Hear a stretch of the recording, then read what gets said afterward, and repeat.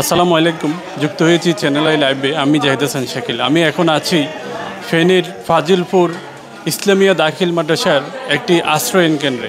এখানে এসে আমরা দেখতে পেলাম অনেকগুলি শিশু আশ্রয়ন কেন্দ্রে আছে।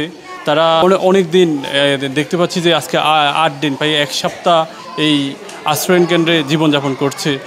আমি যেটি দেখতে পেলাম তারা অপুষ্টিতে ভুগছে। আমাদের এখানে খাদ্য আসে কিন্তু শিশু খাদ্যর অভাবে তারা এখনও পর্যন্ত খাওয়ার অনেকটা অনাহারে জীবনযাপন করে। আপনি একটু বলবেন যে আপনার বাচ্চারা কদিন বাদ খাওয়ার না? আজকে আমরা 7 দিনে আসি, যে 7 দিন তোলে কিন্তু আমরা এক বেলা খানা খাওয়াতে পারি না, ভাত খাওয়াতে পারি না। আমরা খালি পিন্দের কাপড় চোপড় লইয়া আসি। আমরা বাড়ি যেমন সেই ব্যবস্থা নাই, আমরা বাড়িঘর সব ডুবাইয়া লাইছি।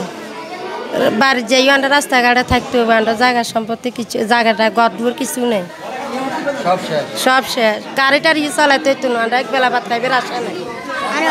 তোমার নাম কি? সাব্বির হোসেন সাফাই। কোথায় থাকো এখানে?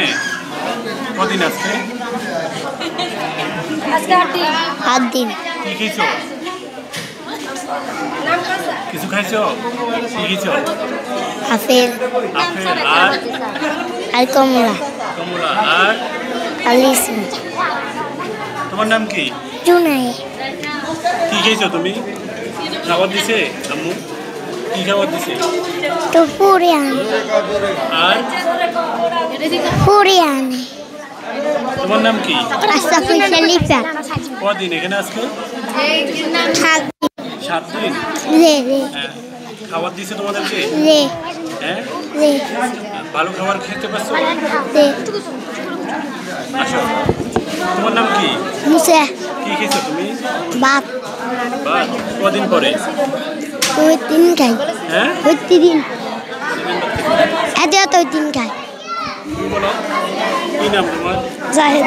ভাত খাও? কদিন পরে খেয়েছো?